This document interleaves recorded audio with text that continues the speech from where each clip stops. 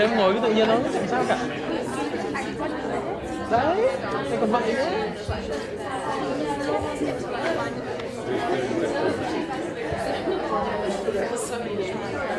Không, đấy thôi. Kinh thật đấy, lịch sự quá nhỉ. Yêu.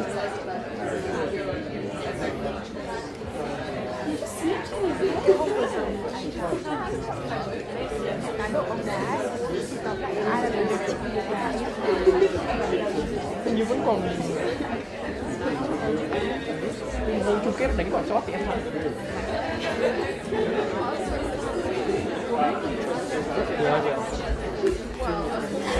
Ui.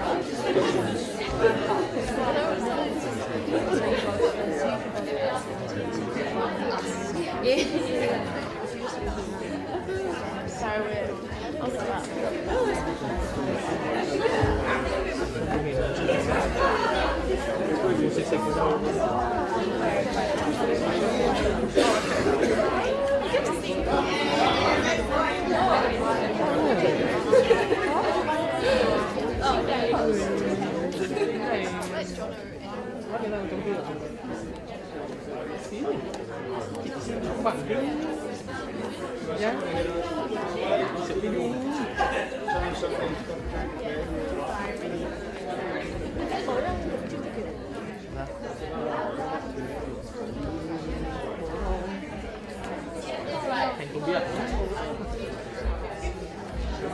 That's scary. Sợ vãi. Nhìn sợ vãi.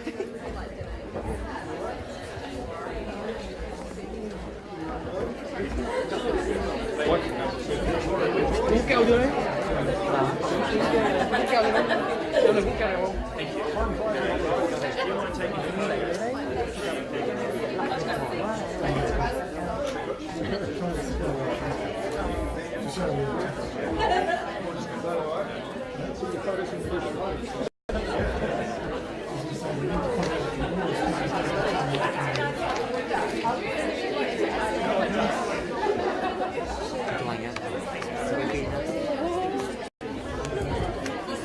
Ngồi bên này. Thích cái máy to vật này không? Em phải ứng kiến.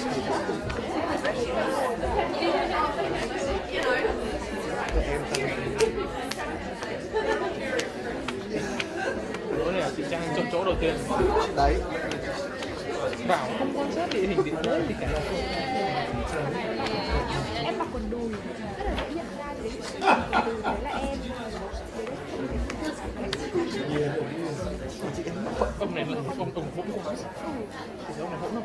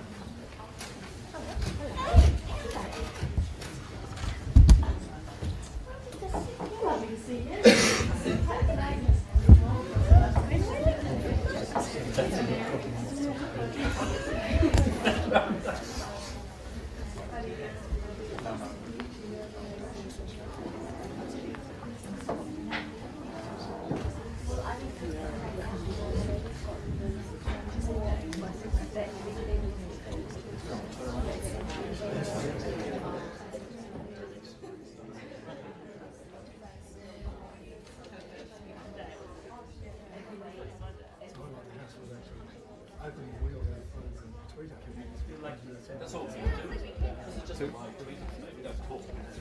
That's right, we just feel like, hey, hashtag. What's that beautiful colours?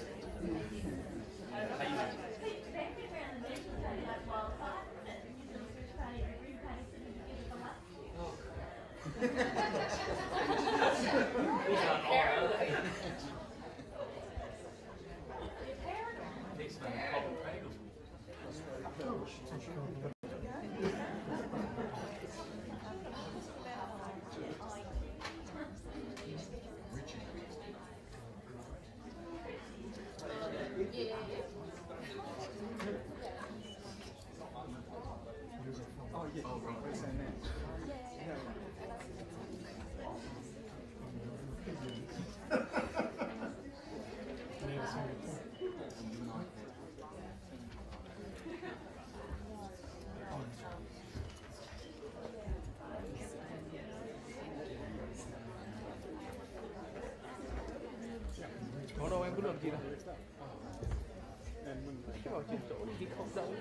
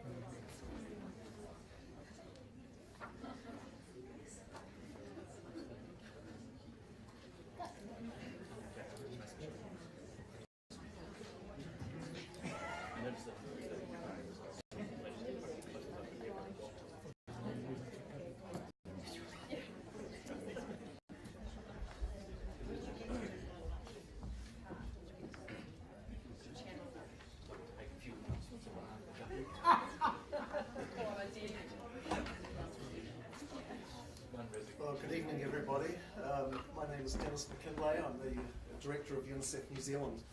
It's my pleasure to welcome you all to this youth debate this evening, and I'd like to acknowledge members of Parliament that have come, and thank you for your attendance. Thank our two teams that we have and our two youth teams. I must say I was really encouraged at the beginning, just before, when Simon crossed the floor to shake hands with the opposition. I thought, is this the sign of things to come, that we're going to have a cross-party accord on children? So UNICEF has been calling for that for some time, so it'll be interesting to see. But I think this debate's really interesting going into an election year, and talking to Andrew earlier, we decided that the average age of parliamentarians is probably somewhere around 50, and they're making decisions for, you know, what will affect their lives, maybe for the next 30 years. But our young debaters are interested in decisions that will apply for the next 60 to 70 years. And it's a voice that's not heard, but it's a voice that has a long-term interest in decisions that Parliament makes. And so it's a very important voice, and it's not heard enough in election time. So I'd also like to thank Linda for being our moderator. Thank you very much. And so let's hear what everybody has to say. And Simon, you're, I think... No, you're not. No, No, stay you're there. not. Okay. Okay. Thank you, Dennis. Just asserting authority where it's required. And that is my role this evening. Now, for those of you that haven't been here before, welcome. This is the Beehive Theaterette. This is where the Prime Minister does his press conferences on a Monday. He stands at that lectern, surrounded by New Zealand flags and an adoring press gallery these days.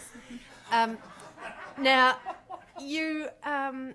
generally, this is where, you know, naughty things happen, right? So when you're sitting where you're sitting now, you're generally a member of the press gallery, which entitles you to be rude to just about everybody and then tweet about it in a self-congratulatory tone.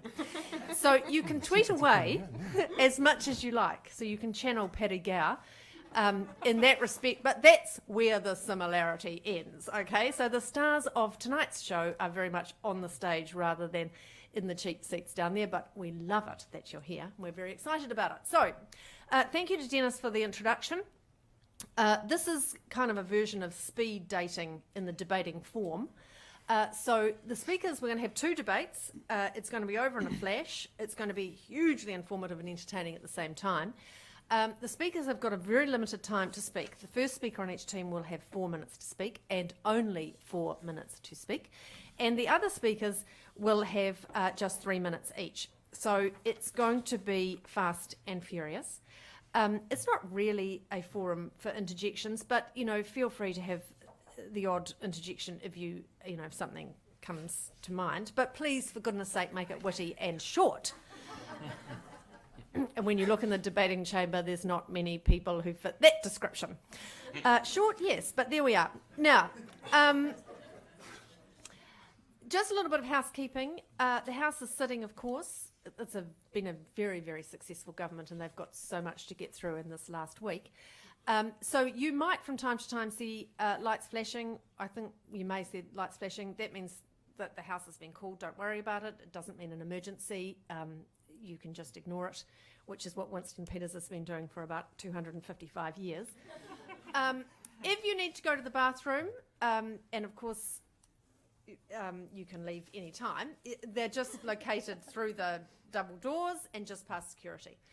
Cell phones off. Well, not off, because I know you're going to tweet and do the other things that young people do, but just put it on silent, would you? Or, you know, the happy self-pleasuring vibrate, if that's what you'd like. So, right, it is now time to get on with it, because it's exciting, isn't it? And you didn't come here to talk or listen to an old trout such as me. So, the first moot today is our domestic moot, because we've got a domestic subject and an international subject, as befits our sponsor and supporter and organiser, UNICEF. So the first debate is New Zealand is a great place to be a child. Think about it, because you, the audience, are going to be the deciders here. It's going to be up to you as to which side wins. Right, kicking off our debate, we're going to have our first affirmative speaker. Please come to the podium. Who's the affirmative? You're the affirmative. Oh my gosh, what? You're the affirmative. Surprise. Me, right, okay. You're the affirmative. Go for it. Changes everything. Oh, I know. And we were described as being, under 50 years young. I'm really quite thrilled with that, Dennis. This is fantastic. Ladies and gentlemen, New Zealand is a great place to grow up as a child. It's obvious. In fact, it's so obvious, it's easy to overlook the fact. We take a lot for granted about how great New Zealand is and how much good fortune we have. We often talk of beaches, the access to parks, the lifestyle, but consider some other basic facts. Several independent sources routinely rank New Zealand's quality of life as among the top 10 in the world. The top 10. And bear in mind, there are 196 countries in the world, so we're in the top 3%. We're the fourth most peaceful country in the world, according to the Global Peace Index. Our gross national income is nearly 3 times the global average, and the average household disposable income is around about $60 a day. And bear in mind that 80% of the world has that income of $10. So New Zealand, a great country, contextually, to bring up a child. But granted, these are but averages. But stability, peace and prosperity are important factors for our children growing up.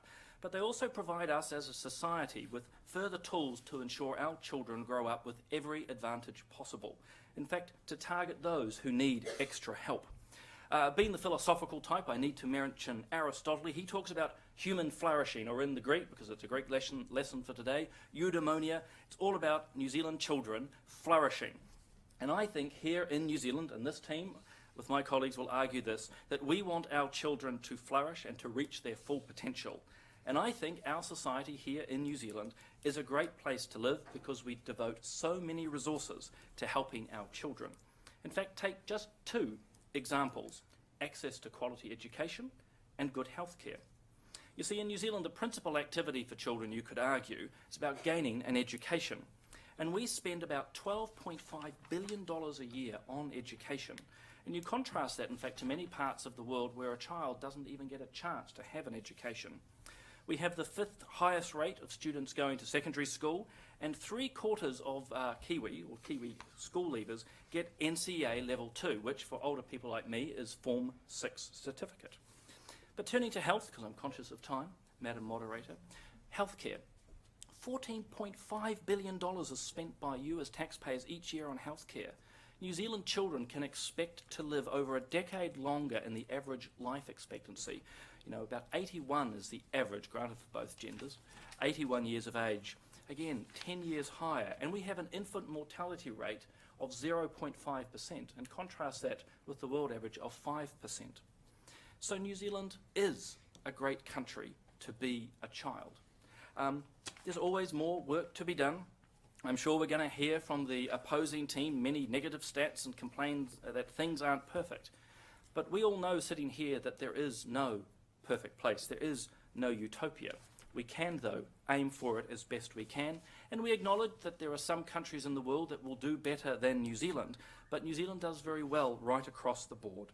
And so, importantly, and in conclusion, is that the end of it, or I got a... You've got 30 seconds. I got 30 seconds.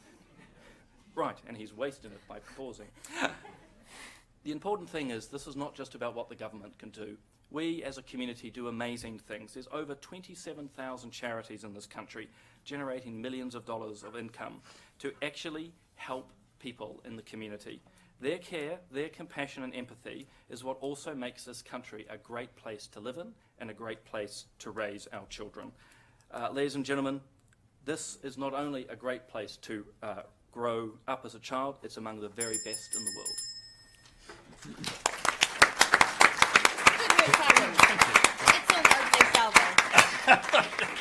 That was Simon O'Connor, who of course is a National Party MP. Now, actually, it was something about the old fogey kind of vibe. I think they figured you were from the Nats. Getting down with the kids is quoting Aristotle, but anyway. I should have thanked the MPs at the beginning because actually it's pretty great, isn't it? It's pretty cool that we've got MPs coming here today.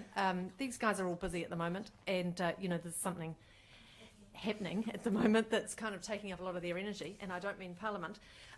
So thank you all for coming, and that was our first MP for the evening, Simon O'Connor. Right, let's hear from the people we've really come to hear, and that's our first speaker from the negative team, who is Bing Ying Lu, who is a Wellington City Youth Councillor.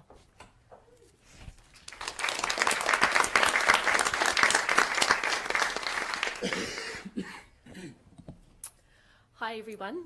So the negating team disagrees with the affirmative team. Let me outline some reasons why. New Zealand is not a good place to be a child because 285,000 kids live in poverty. That's enough to fill all the major sports stadiums in New Zealand twice. New Zealand is not a good place to be a child because not every child is equal. Not every child has the same opportunities. And there are huge demographic disparities and inequalities between Māori and Pacifica children and all those. New Zealand is simply not a good place to be a child because public investment in children is embarrassingly low. The affirmative team said that we're in the top 10, but we sit at the bottom of the OECD for child wellbeing. We signed the United Nations for Child Rights 20 years ago, and it begs the question, why have successive governments prolonged the problems of our children, the future of our society, for 2 decades? Let me take you back to what we consider a good Kiwi childhood to be. Firstly, under the UN Convention, a child is everyone under the age of 18. New Zealand, that's roughly 1.2 million children. Under the Convention, children should have the access to the highest standard of healthcare, living, and should be protected from exploitation and abuse. Every child should be able to rest, play, and have enjoyable recreational activities. Remember those summer holidays at the beach? The barbecues, the birthday parties, the sports that you could play. The affirmative team said this is the obvious childhood that we've all had, right? Or is that the childhood that we hope every kid experiences? Now, I've had a privileged childhood. I've had parents who had jobs, could provide an income, and I had education. I could go to school. But these are all the things that I took for granted. And if all these material provisions, these opportunities were stripped away, I could hardly say that I would have had a childhood at all. So put yourself in the shoes of a less fortunate child. Imagine sleeping in a damp bed, having to share it with 6 other people. You're cold and you don't get much sleep. And when you wake up, there's no breakfast. You walk to school in bare feet and worn shoes. And no, you don't have a raincoat, so if it does rain, you get wet. And imagine having to think, learn, listen, in damp clothes, cold feet, and a rumbling tummy. How well would you do your job if you lived in those circumstances? This is the reality for over 285,000 kids. 1 in 6 Kiwi children missing out on the most basic necessities. It doesn't take a genius to figure out that child poverty is a very real social reality in New Zealand. What's worse is the impact that it has on our children. Now, the affirmative team also stated that we have good healthcare, but do we? Tens of thousands of Kiwi kids are admitted to hospital every year for illnesses like bronchitis and rheumatic fever. And remember, poverty is not just about being financially poor, materially deprived. It's also about being uncared for, neglect, abuse, and maltreatment. As Brian Bruce, the journalist, said, a nation with poor children is a poor excuse for a nation. New Zealand society hasn't committed to the UN conventions that we signed 20 years ago.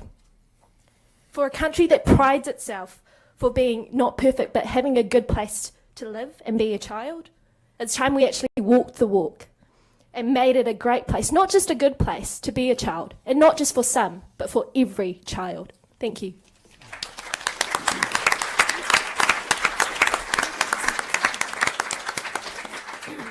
Now, one of the rules of this of these debates is that nothing mean is going to be said about the youth debaters, so that was excellent.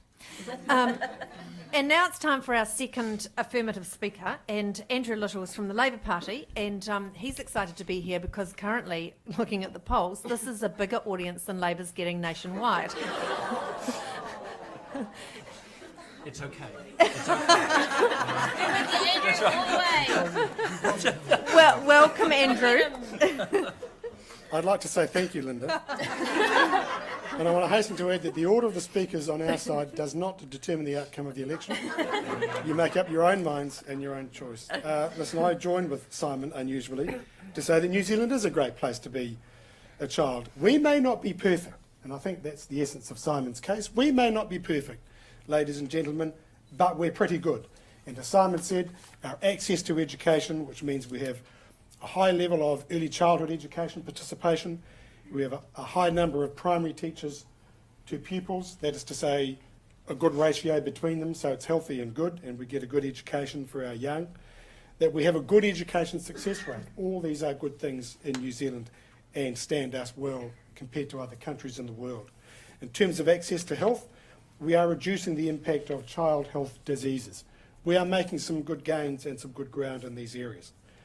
According to Simon, we are a country of good averages. So it's good for your law school and your medical school entry. I think that was the point he was making.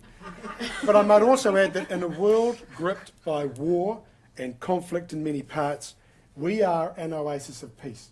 We are not a country in which children grow up fearful, living in terror, wondering what's going to happen next, and frightened for their lives. I want to make a couple of points to our colleagues in the negative team. That while it may well be said that in some measures we are at the bottom in terms of comparison to countries in the OECD, I do point out that the OECD is just 36 countries, whereas Simon's comparisons were with 196 countries.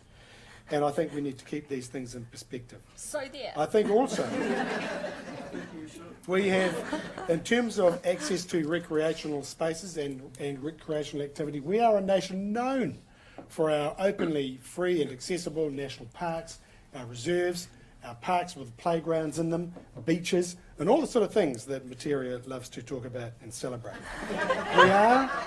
We are a great nation of physical expression, and so I don't think we should go overboard in that. It is true, and we acknowledge, and I have to concede, that 285,000 children are, according to the statistics, the National Party statistics, living in poverty, and I acknowledge that we need to do better. But as I said at the beginning, on behalf of Simon and Materia, we are not saying we are perfect, but we are pretty darn good. I want to just take a cultural dimension for a moment and say that we are a nation that nurtures cultural expression and sporting excellence at an early age. We are not just the nation of Harry McCleary and Slinky Malinky. We are not just the home of men whose mothers are pirates and the scene of Fire Mountain. We are a nation that nurtures some of the best talent in the world. Let's have a look. And we are a nation whose talents know no bounds. Lord, Lydia Ko, Eleanor Catton, who's kind of moved past the youth category, admittedly, but she's still young enough for us to claim that. Look at our YouTube channel stars. So many I can't even name them. But they've appeared in the papers. They've appeared in the papers recently, and it is happening. And the vast number of young rugby league players who we are routinely supplying to Australian NRL teams. This is a creativity not achievable in a country or an education system that stifles and cramps the creative spirit. Ours is a country that lets the wild run free, whether it's ideas, creative expression, native animals, or the Green Party. Simon said Aristotle called this flourishing. Well, Aristotle, as he told you, was a philosopher. I'm going to quote somebody even more authoritative, an economist called Maslow, who described this as self-actualisation. We are a nation of self-actualisers. In fact, New Zealand is such a great place to be a child, some don't want to stop being one. That's why we have Parliament. We are a good country. If we just look past some child poverty, a little bit of family violence, some other imperfections, you will see this is a great place to be a child.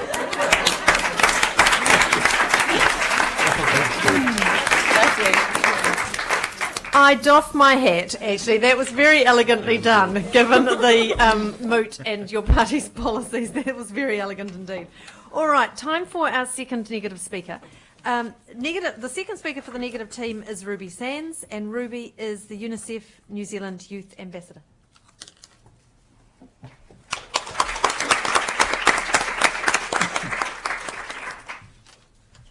I find it very interesting that the affirmative team talks about the recreational opportunities that are provided to our young people.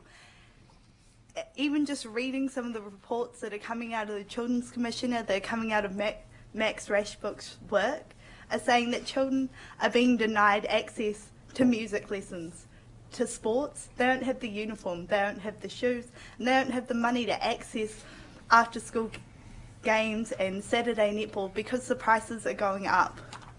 Ladies and gentlemen, New Zealand children have the right to meaningful consultation on decisions that affect them, and the recognition that if issues affect their parents, then they also affect the children, and children need to be consulted in this process. If New Zealand truly is a great place to be a child, the Negating team believes that Parliament would actively engage with our young people in decision making. One of the main ways that citizens can have a direct influence on the creation of legislation is to make a submission during the select committee phases. But for young people, this process is often intimidating, and should they be called up to speak to their written submission, are unable to travel to Parliament without the support of their schools or their parents.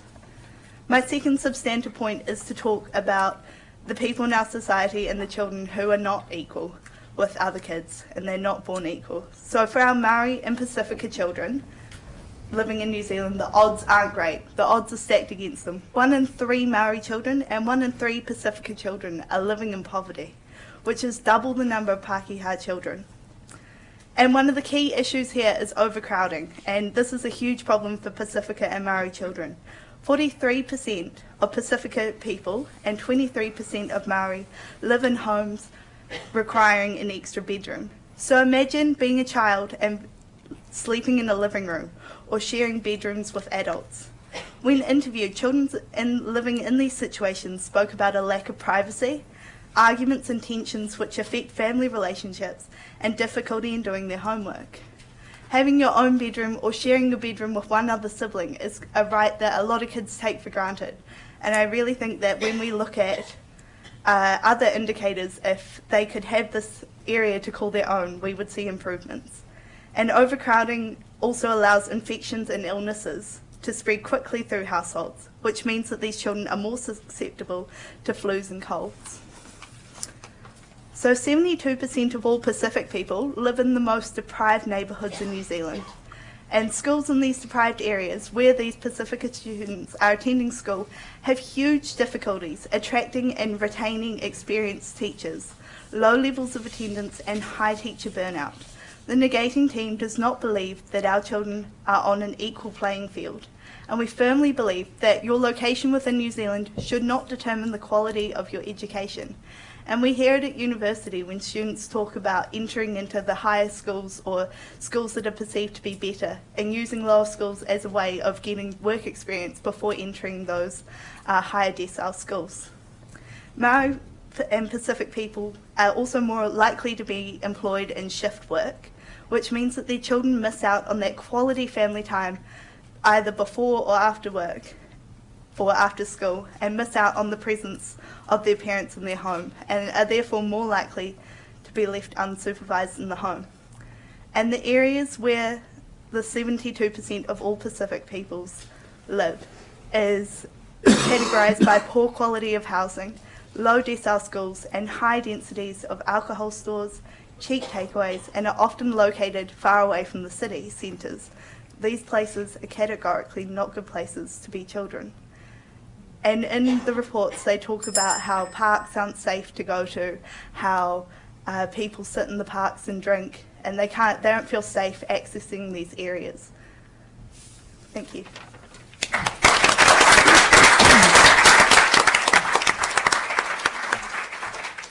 Thank you, Ruby. Right, third speaker for the affirmative is our third MP on this panel, and of course it is the Green co-leader, Materia Ture, direct from her castle.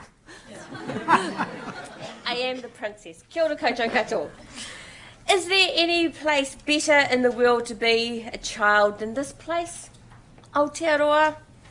I think as my affirmative team members have clearly laid out, Simon and Andrew have made the case, no, there is not.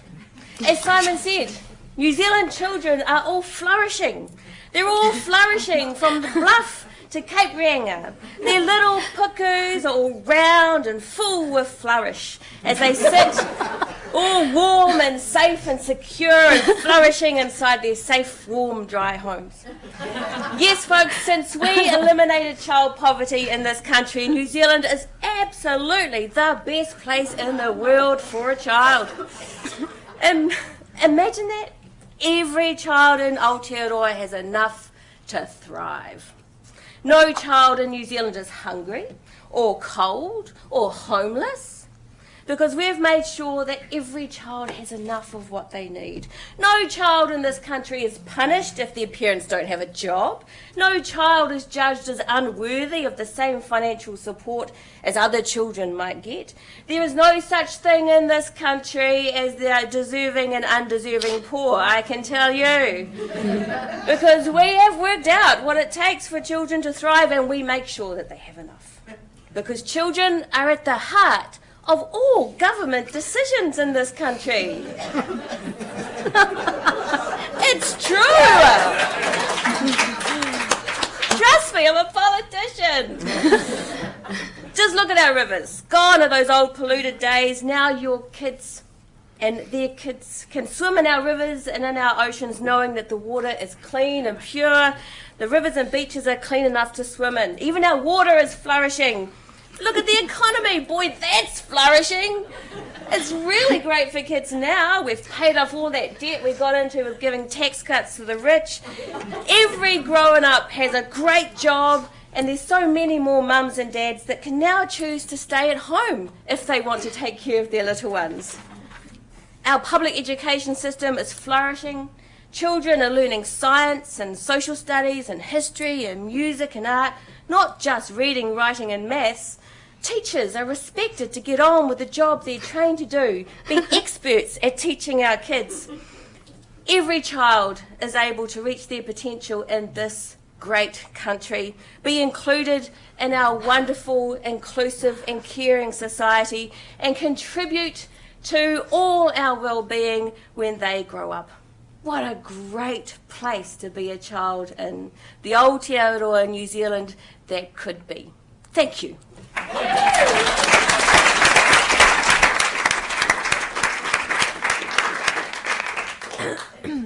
And now Materia is taking the tongue from her cheek. Or maybe she was the third member of the negative team. I'm just now I've got confused. So perhaps we'll introduce the fourth member of the negative team, which I know looks like it's giving them a bit of an advantage, but there you go. And the third member or fourth member is Rawenia Thompson, who is from the Victoria University Students Association.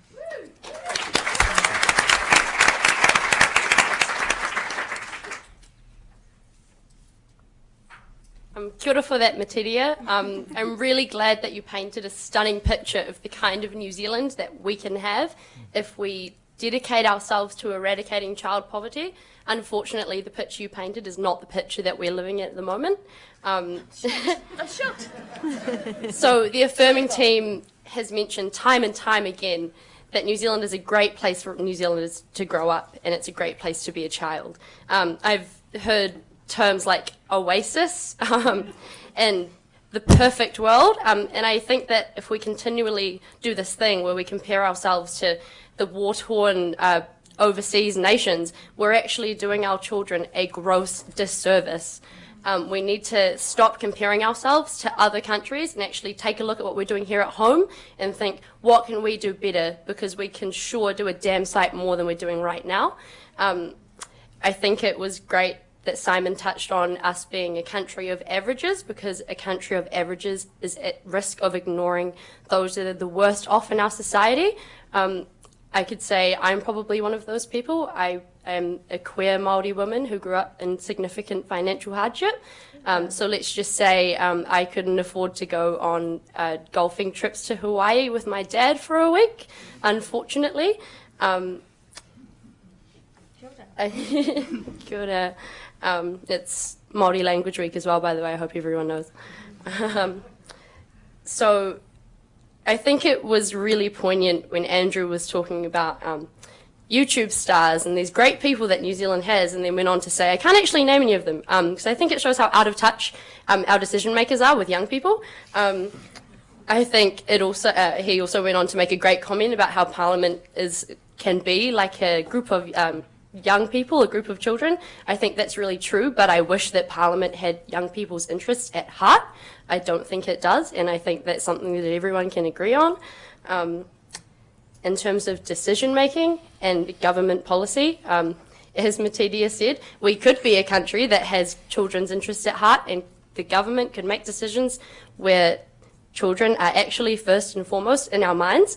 I think it's great that Simon said it's all about the children, because that's a great line to use in an election year. Unfortunately, I don't think the 2 years between election years, we don't hear that so much and we don't see it in action. Like Bing said, we need to start walking the walk, not just talking the talk. I think we're really good in New Zealand at talking and chatting, and we're friendly people, we're Kiwis. Unfortunately, we're not walking the walk as much as we could be. As Bing and Ruby have pointed out, we have 285,000 children living in poverty. That is unacceptable. We need to take action.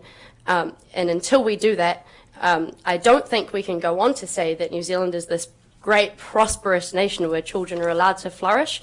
I think that is a dangerous fiction, and as long as we go on perpetuating that that is the case, we're seriously, seriously in trouble. So I guess I want to round off by saying, affirming what we've been saying throughout this debate, that New Zealand may be a great place for some children. I'm sure it is. I have lots of friends who had great upbringings. Unfortunately, New Zealand is not a great place for every child, and I think it can be and it should be. Kia ora.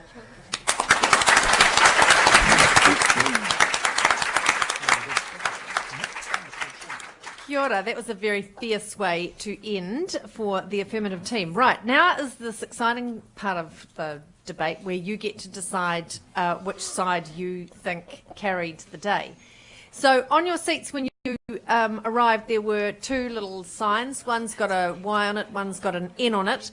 The Y obviously is for the affirmative team and the N is for the negative team.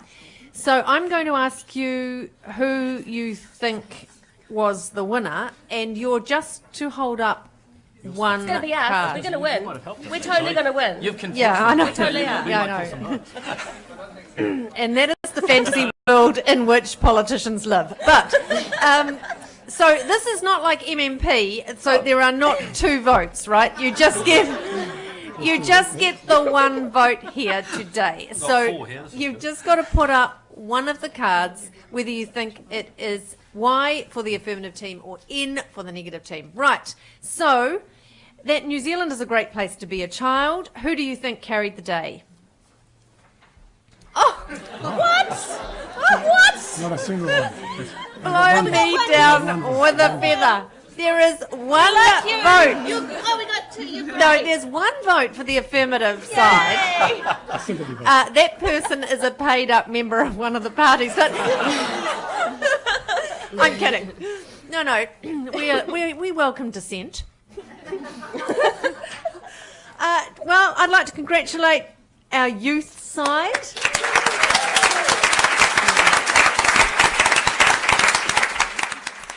Well done, you guys. It was a terrific contribution, and let us thank our elected representatives.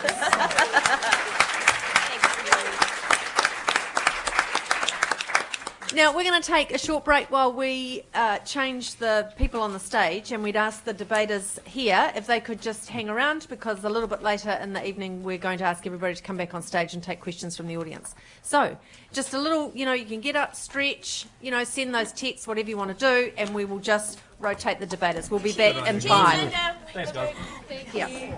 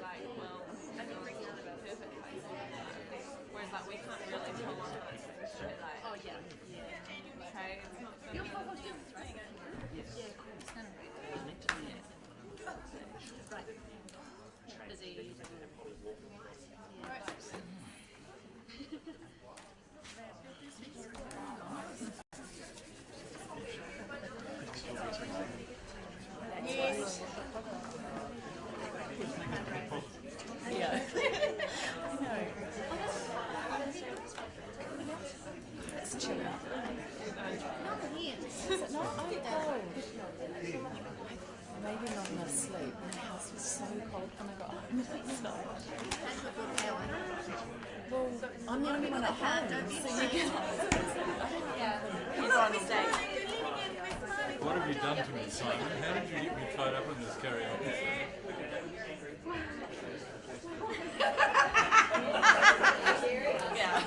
Was that Colin Craig? Was that Colin Craig live?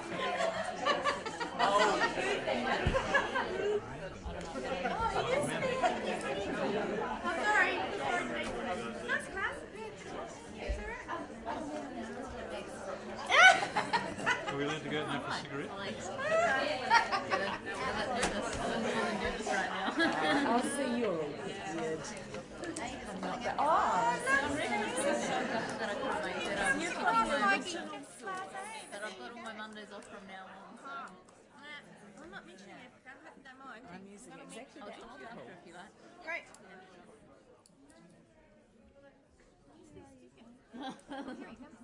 You think he's coming? Yeah, as soon as he's here, we're off. There. Right. It's a good left-wing publication. Guardian.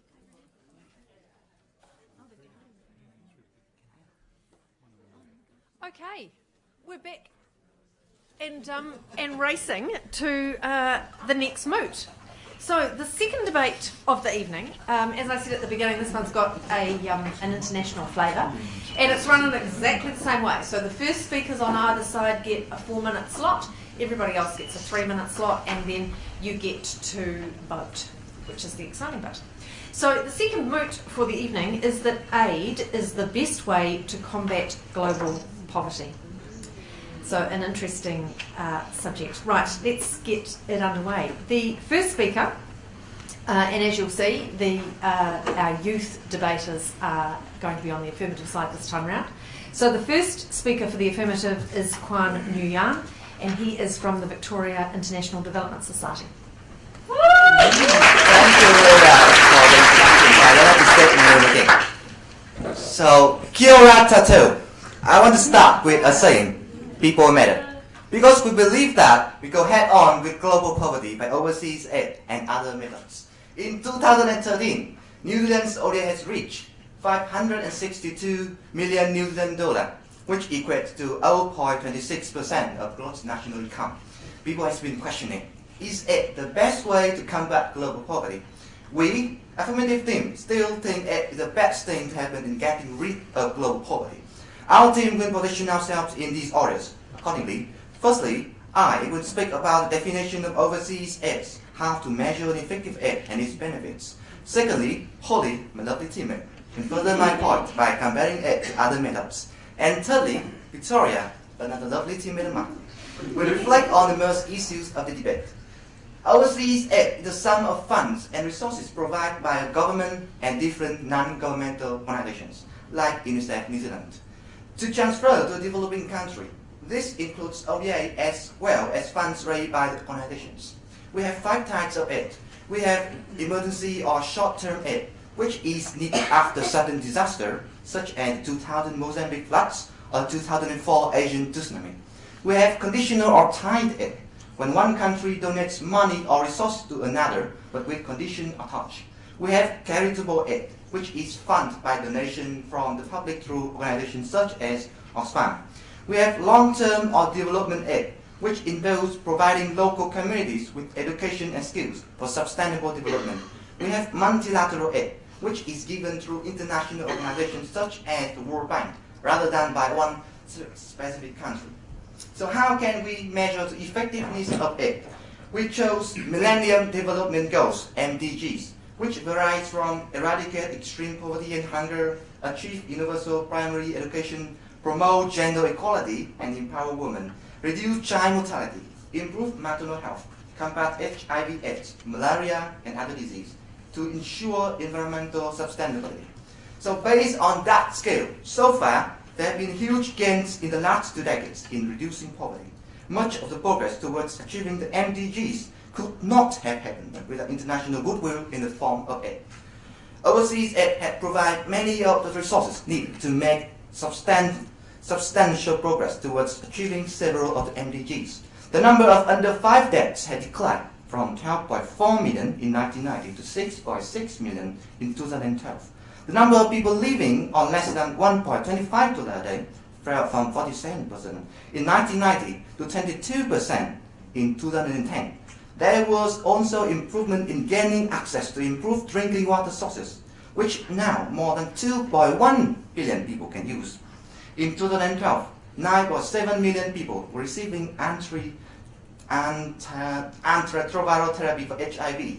More than 8 million have received measles vaccines, and millions more have been set through tuberculosis treatment and malaria prevention.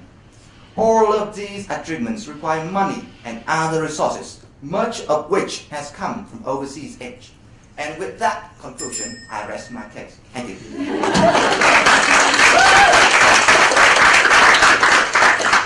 Right, it's going to be a facts and figures kind of debate, you can tell, can't you? So instantly those poor MPs are on the back foot. Jan Logan from the Greens is first up for the negative.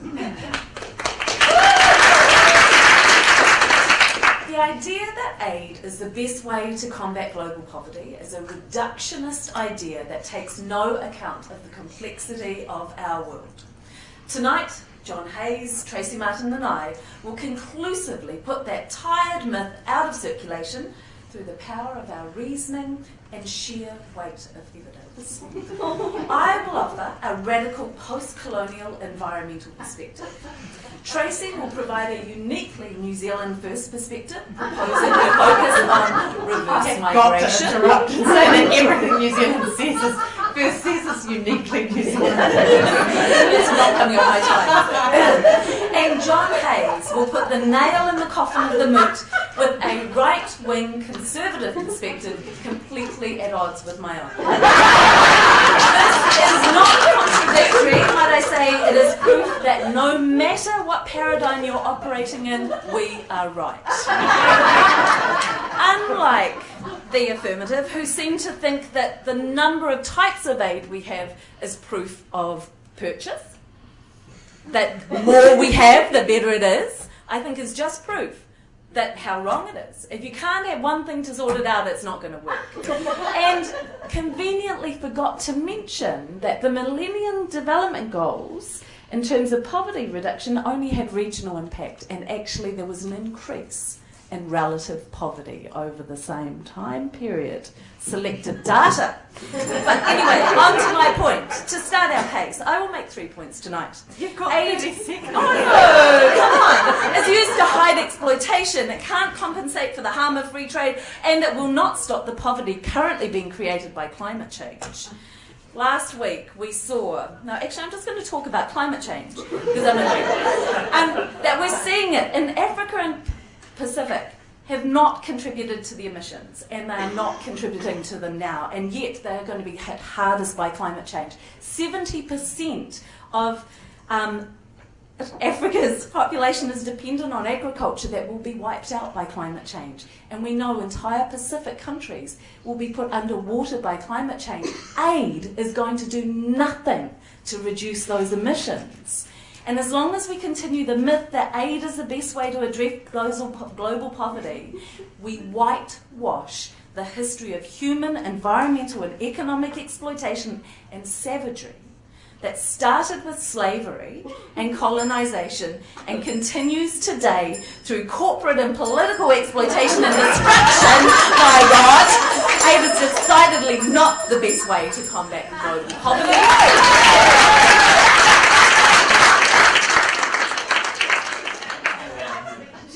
Will get the evening's prize for words per minute, but we'll calculate that later. Right, the second speaker for the affirmative team is Holly Walmsley, and Holly is also from the Victoria International Development Society.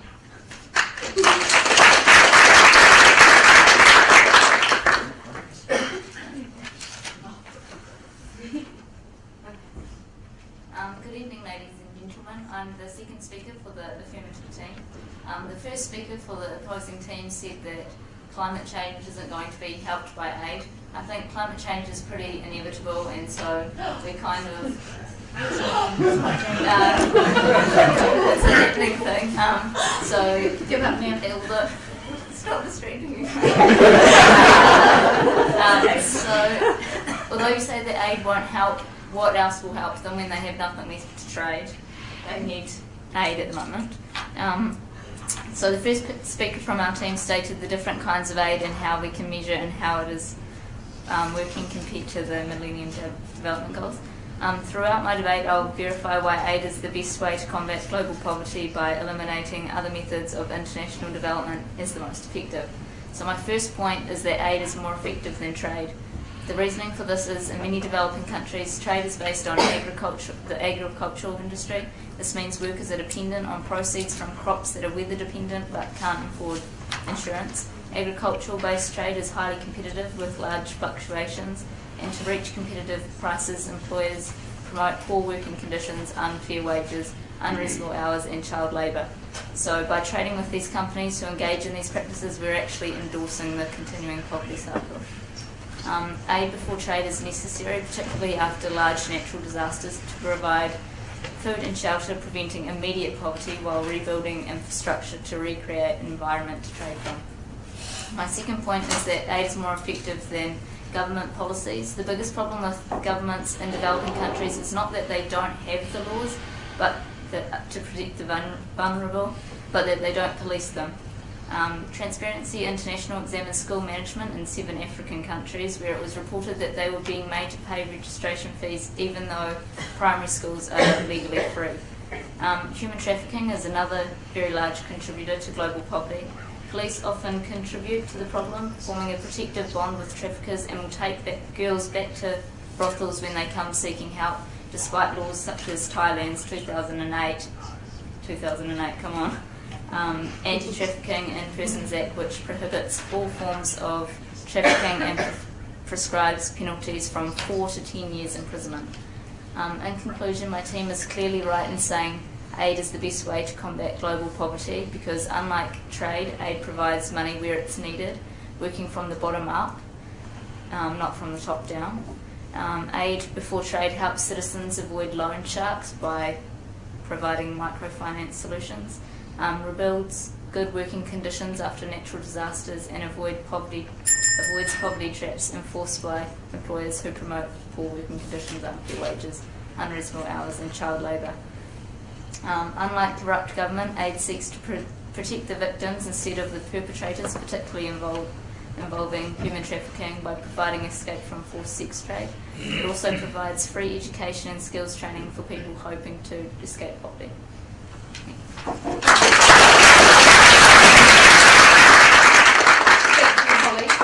The second speaker for the Negatives team is Tracy Martin, who is a New Zealand First MP.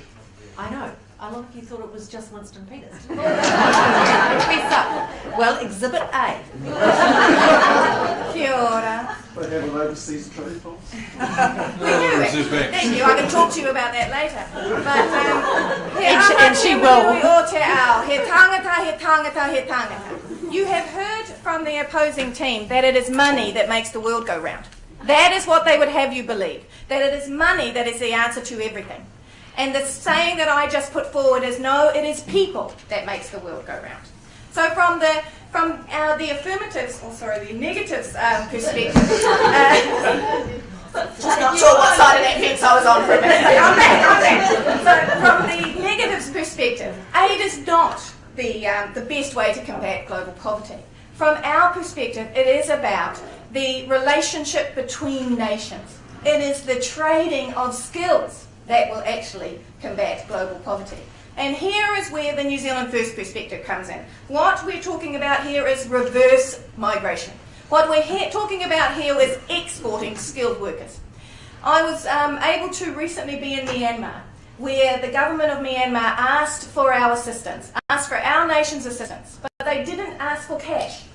They asked for people who would come and train their public servants, because through training their public servants, they were able to combat corruption, and they were able to build that base upon which their democracy could flourish. And after 20 years of military dictatorship, it was incredibly important to them to set a foundation whereby they could lift their people out of the rice paddies into better farming practices, and reopen their universities, attack poverty at an economic solid base, rather than actually just accepting dollars from others. So they asked us, first off, can we please send public servants? And right now we have a lady by the name of Moira, who's there establishing their parliamentary library. They asked us for books. We're living in a nation that is actually going to the digital age. We're throwing out books into dumpsters left, right and centre because now we've got our Kindles. They asked us for our books.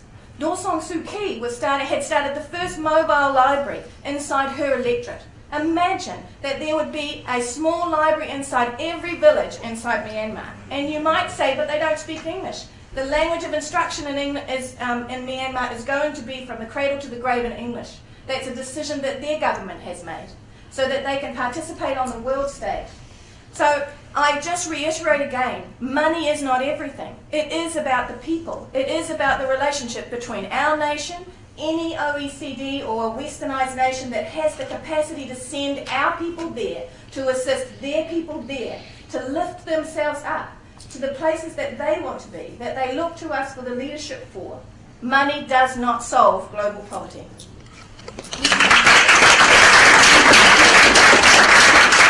Short and sweet. No GST on that. Right. 15% less. Yeah, exactly. Right, the third speaker for the affirmative team is Victoria Ray, and Victoria is from UN Youth. Thank you, Kia ora tātou. So I have the privilege of speaking as third speaker for the affirmative team today, but before I come to the conclusive reasons why we have proven how aid is the best way to combat global poverty, I'm just going to quickly address some points that the negative teams raised. So we've seen Jan come out as first negative with a lot of rhetoric and a lot of very long-winded introductions and didn't really get a chance to come down to any sort of substantive points. We see that she talks a lot about climate change and how aid is not going to solve climate change, but really what is going to solve climate change at the moment. We have countries who aren't ratifying things within the United Nations, but climate change is a problem that is altogether separate from aid. Aid works as it's going to help people, as in we can give money to countries who are suffering, where we can give money to... I'll come to the point of what aid is really shortly, but on the point of climate change, fundamentally it's a lot more of a collaborative effort that's actually needed rather than just talking about aid. Then we come to our second negative speaker, Tracy Martin, who comes out and says that the affirmative team's tried to tell you that money is the only solution to this problem. We, as the affirmative team today, have never actually defined aid as just money. I think you'll find when our first affirmative speaker came out, he told you the different kinds of aid there was. Emergency and short-term aid, charitable aid, conditional and tied aid, long-term development aid and multilateral aid. We never said that aid is something broadly defined. There's such things as in-kind aid, where you can deliver skills and books to countries who need it. And finally, we're actually yet to hear what kind of further misguided arguments are going to come from their third speaker, but I can't wait to hear them. So we've seen in today's debate, there's been a lot of arguments over facts and a lot of arguments over figures, and people have just thrown figures out, but I'm going to bring you back to the kind of emotion and the kind of real feelings that are behind these problems. Global poverty is something very real and something very complicated. It seems when you're a lot older than maybe the youth of today, you kind of get distanced from the actual feelings and emotions these people in the countries are feeling and tend to get tied up in figures and long-winded arguments. But we see that when you're looking at a girl in Cambodia who's working in a sweatshop, what is their negative team's argument? They've said aid is not the best way to solve global poverty, and yet have never put forward their own arguments about what actually is going to solve global poverty. So what we in the affirmative team today say is that if they don't have a solution, if they don't have another option, that aid in fact is the best way to solve global poverty. We see that when we're looking at poverty, it's often put in terms of dollar figures, people who are unable to live under a certain amount of money every week. But what we see is that aid, through in-kind transfers and skills transfers and money transfers is the best solution that's able to collaboratively solve all of these problems. We see it as about the relationships that countries have with each other, and that they're going to give money and give services and give in-kind transfers of books and of healthcare products and of technology that is going to create an atmosphere where aid is conclusively the best way to solve global poverty. Thank you.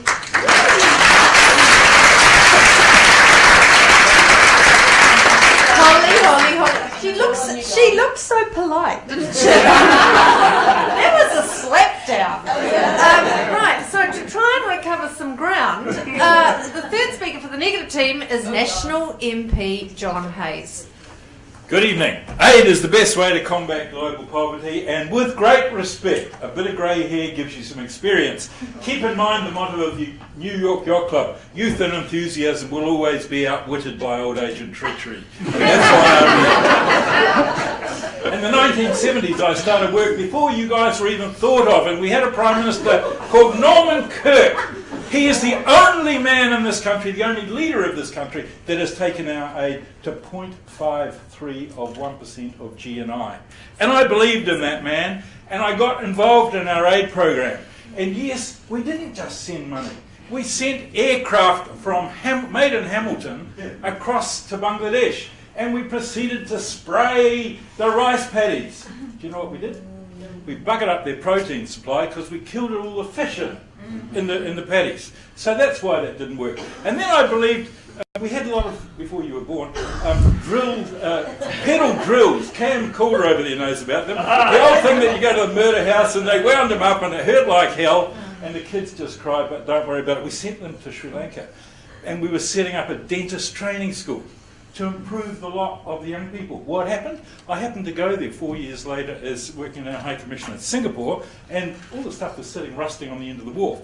If you think that you can provide books as we did on the Solomon Islands, $12 million worth of them under Marion Hobbs, none of them ever turned up, money went into back pockets. If you think about all of those issues that are going on, the green issues, the destruction of tropical forests in Solomon Islands, for example, why do these things go wrong? Because we have governments that are corrupt, we have politicians that are corrupt, we encourage, by giving all of this aid and putting in back people's money, putting it in people's pockets, you allow the politicians in Papua New Guinea to give away 10 million kina each a year. It is corrupting. You're a politician in the Cook Islands, you say, yes, I'll have your big building. So we build a building in Rarotonga, it's straight across from Trader Jack's bar. What is it? It's a court, new court. Looks great, straight out of the middle of China, built by Chinese. The problem with it is that Asians and Polynesians have different sized bums. We could have an example, but we'll leave you there. And what it is that in the toilets in this court system are this wide. But the Polynesians need them this wide. So that's the first thing. The second thing is all the glass is 3 mils. Doesn't worry about the building code. No, you need the next big cyclone we get there, it's all going to bugger up. Listen, ladies and gentlemen, aid is totally corrupting. I bring you, and I've left it over there, but it's The Guardian says that in between 1970 and 1998, it was a huge transfer of money to Africa under aid, under the bank. It moved poverty from 11% of the community to 99% of the community. Sorry, to 66% of the community over that 50-year period.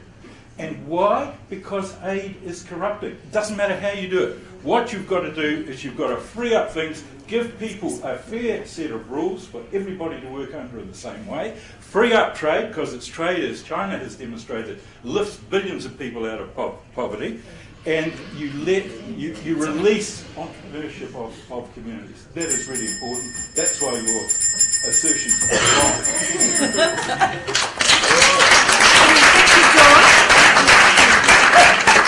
Unless you've written something down, John. I don't I did, Jan Logic. Right. I don't need to add anything to that, probably. but there is such a thing as reading your audience. Well, right, let the audience speak. You've heard both sides. I don't know, I'm not, claiming any special powers, but I've got a feeling about this. So the subject was aid is the best way to combat global poverty. We're going to vote, just like we did last time, one card only. Y for the affirmative team, N for the negative team. Please vote now. Oh, we got more than the last one. Okay, thanks. Oh, we did. Yes, no. Well, thank you, Denise. I'm responsible for all the yeses. That's enough, you guys. You're done. You've lost, and we don't want to hear from you anymore. So the winners were, once again, the youth debaters.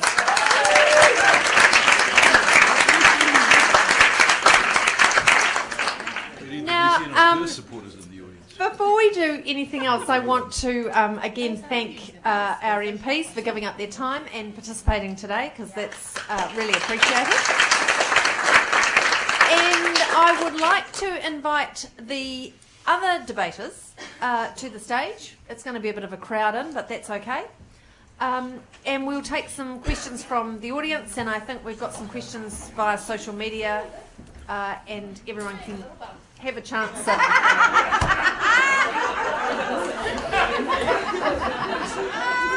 Someone had to say that, and it was never going to be me.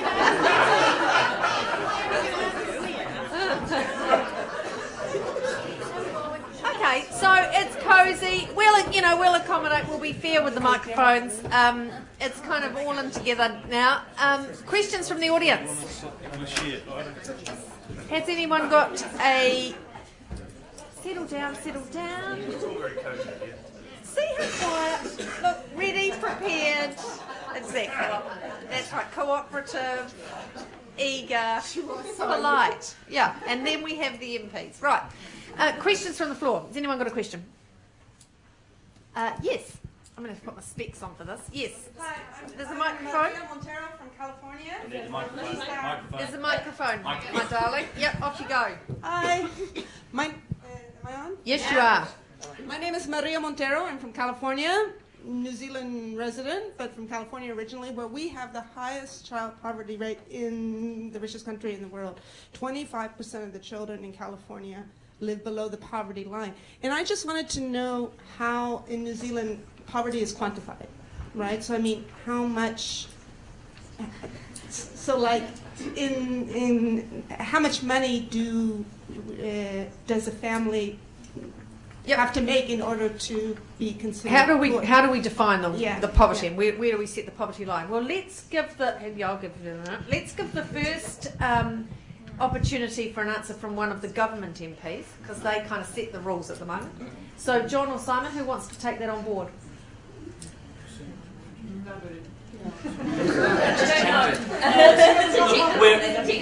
Look, the long and short of it is that it's an arbitrary measure at times, or there's a multiplicity of measures which makes it quite difficult, and that's been one of the challenges on the political scheme here. So, even with the 6 of us, there'll be disagreements on what is and isn't measured. I mean, so that's why we're just taking it at a time. It's not easy. Obviously, there's a whole array of factors, but you're talking not only economic, but then you're moving into the social sides as well. That begins, I think one of the debaters mentioned that earlier. But you said there were 285,000 children. Some speakers took... Yeah, well, see, just with that particular figure, it's what you'd call a relative figure. It takes the lowest quartile and says that's poverty. It's an interesting measure. It's one I wouldn't immediately and totally agree with. So it's a measure, it's not the measure. Again, that's why it gets quite disputed. All right, Materia, do you want to... We don't have an official legislated for set of poverty measures in this country. What we do use as a general measure that MSD, the Ministry of Social Development, and others use is 60% of the median wage after housing costs. And it's adjusted for family size. So you get a range of different incomes depending on the family size. That's called the poverty line. There's another poverty line called severe poverty, which is less than 50% of the median wage after housing costs. So those are the two main ways that we identify income poverty. And then there's an increasing interest and use in New Zealand of deprivation statistics, material deprivation. So how many children are going without shoes, how many without a raincoat, without decent weather gear, without regular food, without a bedroom or their own bed. So there's an increasing use of those material deprivation identifiers as well. But there is no legal definition, or there's no legal definition of child poverty, which is a problem if you are trying to then tackle it, because there's no clear way of making sure you've got the numbers right. Good question. Another question from the audience. Kind of stunned you into silence. Yeah, I have a question. Excellent. Shall I just No. No. Wait for 1 second. I'm really interested in whether you think the debate situation sets up an either or the question, like, is it good to grow up in New Zealand or is aid the best answer, that the question sets up an either or there really is an either or. You know, it's like, what if we didn't debate it but discussed what are the ways that poverty in the world could be alleviated? Would we get to a split like that, or would something else happen? Let's see what some of our youth debaters think before we go to the MPs. Does anyone want to have a go at answering or making observations? Yeah. I think that's a really good question. So I think we've moved to a situation now where we're actually trying to depoliticize these issues. I think Simon touched on a really good point, which is that sometimes it's in contention, like, what is poverty, how do we measure it, and that's where it becomes political, where like you get like left-wing, right-wing ideologies, where actually I think it's a false dichotomy, and I think we could probably all agree that we're not doing enough for the worst off.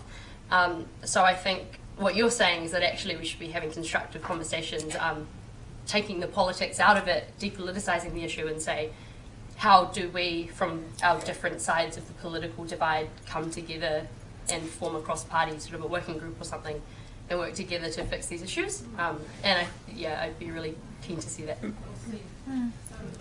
Does any of the other, Also, in terms of how you phrased the question regarding the aid question, in reality, in the world, no one solution's going to be able to work for everything. So it was interesting to try and be able to prove that one was the best when it's actually necessary to solve poverty to have a range of different solutions working together.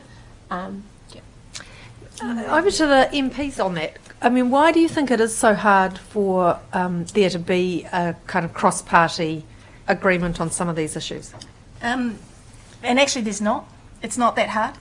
At the moment we have the Aotearoa Equality Group, so that's got Louisa Wall, Holly Walker and myself are the chairs or co-chairs of that group, and we bring in speakers and so on and so forth and talk with our caucuses and our parties about how can we come up with cross-party solutions. So, and often in select committee we do agree on things. It's actually probably there's just these major issues, these major moments, like how will we count it? How will we count poverty?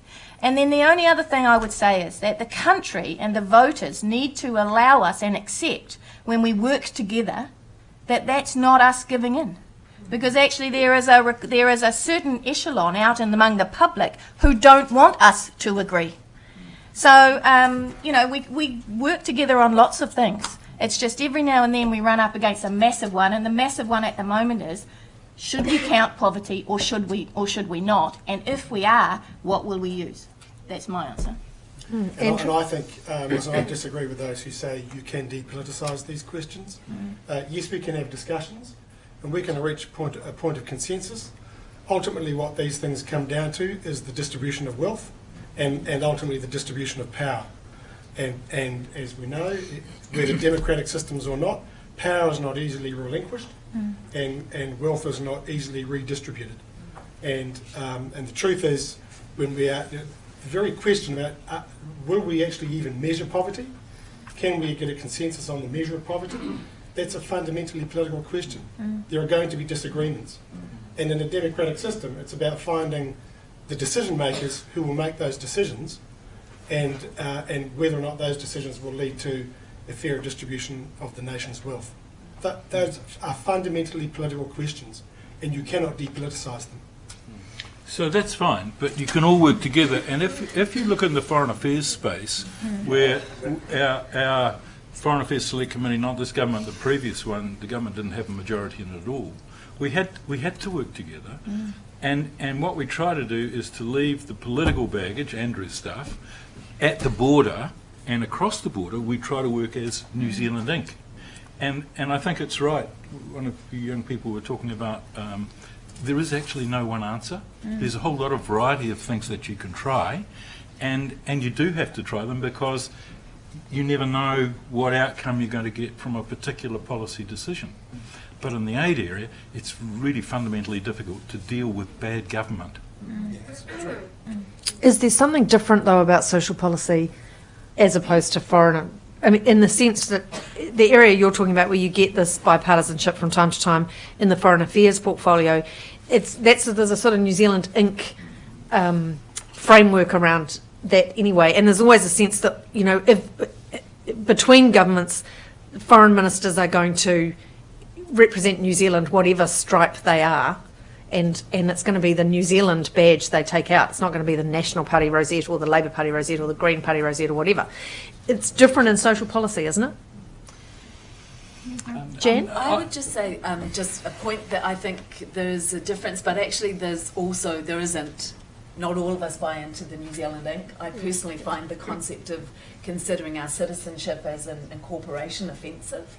And our role in the world in that sense. And we have a different view. For us, the emphasis should be on fair trade and our role globally around promotion of fair trade and multiple solutions like focusing on climate change mitigation and our responsibility of leadership on that, and also acknowledging the history of colonisation globally that's led to this unfair distribution of wealth globally. And that is very much at odds with the other parties. While we will always seek to find commonality on specific points, the framework that we're working within is around seeking agreement, but there is a different worldview. What do you guys think when you hear the MPs talking like this? I'm quite sad and disappointed to hear that, honestly. In saying that, I understand what you're saying. I see where you're coming from. But these are important issues. And when you get into political arguments, that sort of halts any progress that can be made. And actually, we owe it to our kids to make some progress on these issues. And we owe it to the world to put aside political divides sometimes. I know it might be rich coming from someone like me who isn't in your shoes, but I think as a young person saying to you, I think we expect more. Can I just say, somewhat counter to Jan's comments, that in the last Parliament we did a report, our Select Committee did a report on aid and poverty and stuff in the Pacific, and that report had 40-odd recommendations that were unanimously agreed across all parties. So Labour, National and actually Green, Keith Locke. And it wasn't easy to get us into that space, but we worked at it and we got there.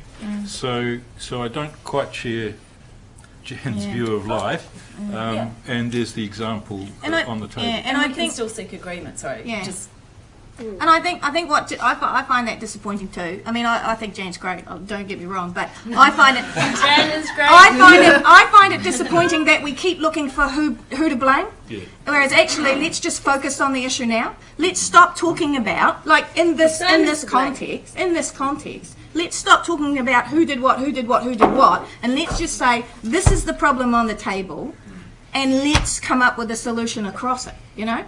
So I find it disappointing too when you sit in the House and you end up with you did this and you did that and you did the other thing. Let it go, guys, and let's just solve the issue on the table, you know. Yeah, I absolutely agree with Tracy. And can just one sec. There's an issue around our whole society and our culture that actually tries to pull people down. Anybody puts up a good idea, what do? We destroy them. Media starts with the problem, and for some reason our communities always really want to do that. Think of something simple. Collect the rain in the winter, use it in the summer. Use for your food. In my electorate, we've been 10 Authorisation statement. We've been 10 years, arguing on a coin over saving winter water. Lovely to hear you again, John. But Ruby, our young people aren't voters, the people that we've been here advocating for, and I think in some ways, particularly at younger ages, they're not politicised, and so we need a non-politicised outcome for our young people that's cohesive, that will really push for kids to be at the forefront of their development in their younger years. On Ruby's point, I also found it interesting that none of the politicians responded to her point in the debate about youth being involved in government and having youth's voice heard. They all kind of like just glossed over it a little bit. why do you think that is? Because they realise that it doesn't happen, that youth aren't involved enough in having their voice heard. Can I make 2 points to that very, very quickly? First and foremost, a non-political environment is not a democratic environment. You don't have a democracy without politics, because all of us here have different views and opinions. And you just think about your own friends group. Not everyone agrees with you. In fact, if everyone agrees with you, you call it totalitarianism. The second point's around engagement. I think one of you raised it really important, like select committees can be a really difficult space. It's weird enough as an MP sitting behind those screens. But equally, we are looking at, we stream the videos live now, we do video conferencing. Of course, we don't force you to come before us if you don't choose to. But events like this through UNICEF make a difference. The fact that you're live streaming this and people have been tweeting and Facebooking to me and to others, there is plenty of engagement. So there's always room to improve. I suppose that's the theme of my talk from the start. But I don't think it's black and white in terms of there's no engagement. I think what we as a group perhaps need to hear is from you, how do you find, what are the better mechanisms? So it's not starting from nothing, I'd like to think, but what are the better mechanisms so that you know that you're heard, I think would be a way I'd put it. And also on engagement, it's a lot of the time young people who are engaged have already sought that, they've had that path for them. A lot of the time the people who say, the children that we've been talking about, they are suffering, but they don't have those opportunities to be engaged. They don't have access to the computers or social media, or they might not be able to watch this live. So engagement is a lot broader as well, I think. I did go out with a colleague last week to a school holiday program and asked those young people, like, what were the issues for them that were really important. And it was fascinating. There was a lot of links to what your team was saying. It was around music, it was around food on the table, it was about having enough clothes and feeling safe at home and there not being bullying and all, yeah. And I mean, it's one of the reasons I'm still the chairman of the board of Mahurangi College. It's that while that area has social deprivation scores of 8, we have the largest Kiribati community in there with social deprivation scores of 2 inside it. So, it's actually interacting with everyday people inside our communities, and I believe we all do that. So there are formal ways to certainly interact, but there are informal ways. I go home every Friday. I'm in my town on the weekends, So, and I talk to the people and the young people in my town. So we don't live in ivory towers. We live in the real world too, Do you want to respond? And they kind of have set it, I mean, Simon particularly has kind of set out a kind of challenge to say, well, what would be better ways of engaging? How would you respond to that? I don't know, it's just very good to ask us how we think you should engage, but we're all the people, like at least us 6 here are the people who know how to engage. Well, you're highly motivated, and highly process. educated. We know if we want our voices heard what to do. It's more concerning that it's the people who don't know what to do and who don't know how to have their voice heard that often get left out. Because it's very well to go back to your community and have a yarn to some kids about what they feel like they want to change in New Zealand, but after that what happens? Nothing really happens. They just go back to Parliament the next week and forget about talking to those kids because they've got other issues to deal with. That's really interesting because we take, I'm going to speak for myself, I take that voice into every meeting I go to. And the reason why I'm so passionate about it is because I'm passionate about my community and taking that voice into it. So to say that we go and speak to them and then do nothing, how do you make that statement? Does Yeah, I mean, do you... Agenda of Parliament. It's true. When Do you- Parliament demonstrate that? Yeah. So, How Tracy, do you if mean, you're... where does Parliament demonstrate that? Well, Oh, how when- mu- when how there's mu- legislation inside the House and so on and so How forth. much of policy is child-focused, Well, do you think? inside my party? Well, no, inside, the Parliament. How much Well, policy it's- that it's a becomes huge issue at the government moment. policy is child-focused? Well, I'm not in government. You'd have to ask the government. I'm inside Parliament, and all I can do is do what Jan does and Materia does, and stand up and argue for it inside pieces of legislation that come in that we see persecute those communities or persecute that particular demographic. That's all we can do as opposition. Andrew. I was going to say that, I think one of the best pieces of work to come out of this Parliament, which closes up in a few weeks' time, was Paul Hutchinson's. I know Paul has got. not He now, was isn't here before. Where he led, and it was a personal mission on his part, but had a lot of support for the Health Select Committee doing that inquiry into best start in life for kids. that's right. And I sat on the first part of the inquiry before I changed committees, but we started off with assuming that the need started at birth. Actually, it's pre-birth, in fact, preconception was the kind of the radical change that we or idea we came up with. But that report, I think, is an amazing piece of work, led by a passionate MP, and it will stand the test of time because it stands there as a totem for any party leading government at whatever point, to kind of as a reference point for them to go back to say how are we doing on this, because it is the work was well overdue. The idea is pretty amazing, some pretty radical ideas. So it does happen, and that was a pretty extensive consultative process that the Select Committee went through, getting submissions from all sorts of people, and I think has come up with an amazing piece of work. Question, yeah.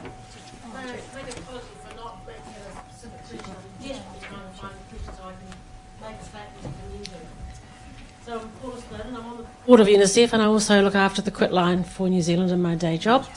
I commend the comment about challenging the politicisation of all of this process. I think you should hold that thought. Don't let the system corrupt you from it.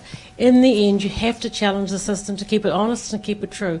It'll always be what it is. It will always look after itself. But you challenge it and you will get the change that you need. So hold that thought and don't ever let it go. And for the bravery of saying those things, I think they were really fantastic. My question for you is, if you saw the system responding to you positively, like I heard you, what do you think you might see?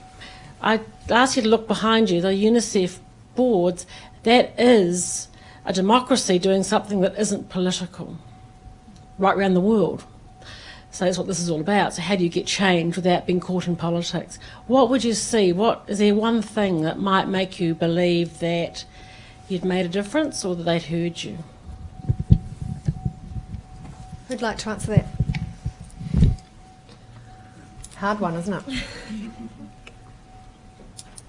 I think it's seeing just in your everyday, you don't see your friends going through problems. I mean, I was talking to my friend who grew up for one day.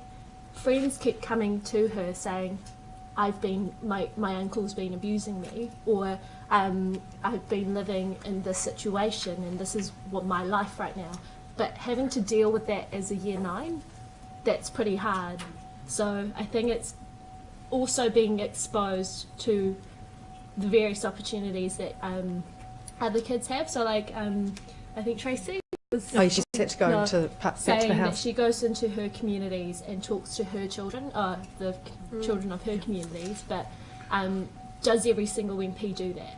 You know, like, does every single MP have they probably don't have the time, but, you know, should they take the time to do that?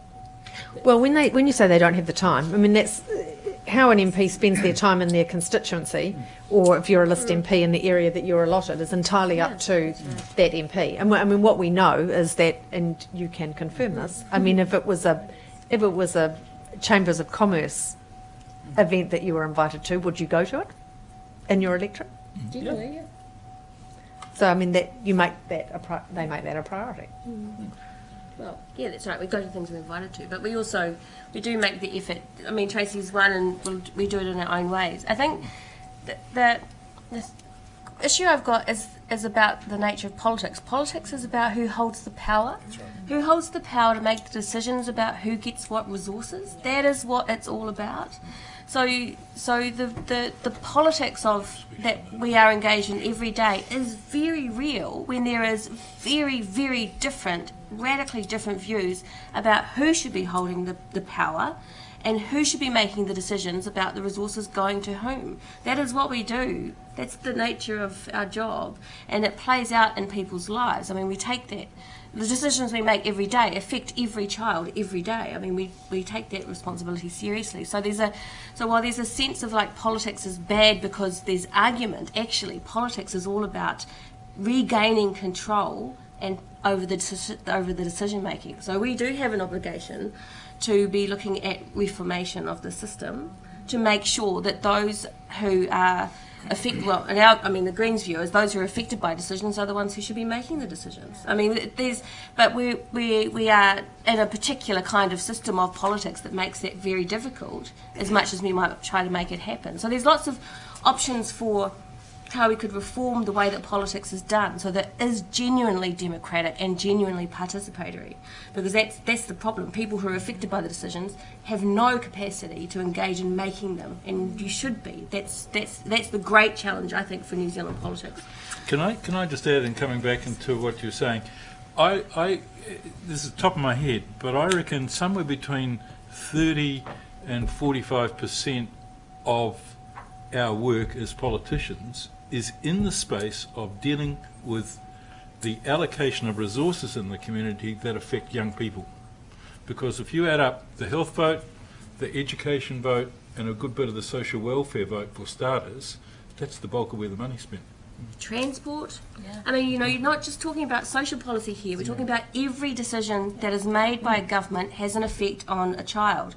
So at every point, children need to be built into the consideration. At very least, that's what we can do. It's easy enough to do it with the current system we've got. Andrew, you wanted to say something? I support what Matilda has said, but also add a thing an observation I made as a union secretary too. I think as a country, we do conflict very badly. We are not good at conflict, and actually having disagreement is perfectly healthy. Having conflict is perfectly healthy. It's the way we manage it, and we deal with it. And we've got to. These are, as Matilda was saying, these are fundamental questions where there's going to be a divergence of views, and there'll be some heated disagreements and so on as well. But that's not a bad thing to have those debates and arguments. And whether we call it politics or whatever we call it, you've got to have the discussion and the debate. And accept there's going to be differences, and we have to argue our various points. But that's not a bad thing. We've just got to make sure it doesn't turn violent. But in that conflict you're talking about, I mean, in the political process, the combination of what Materia was saying and John and Andrew, I mean, if politics is about maths, who has the numbers to push through the agenda, it's also about trade-offs. And isn't one of the problems here and one of the frustrations that is being reflected in what the youth debaters are talking about is that often it's those areas of interest for young people are the things that are traded off, when you're trying to resolve some kind of conflict. All right, look, we could talk about this for ages, and I appreciate there's more questions, and there's questions coming through on social media, and I'm really sorry, but, we're out of time. So I want to just thank all the participants today. I think it was really fantastic. It was a fantastic idea by UNICEF in the first instance, so congratulations. Any opportunity to bring young people to Parliament and have MPs actually sitting in a place where they have to listen to young people and their views is a fantastic thing. And I think you were terrific ambassadors today, so thank you. Congratulations. That's it. That's the end of it. There is a thing called Google Hangout, which if Hangout. See how old I am. But what am I meant to say about it? What's this Google thing? No, I know that. Go on.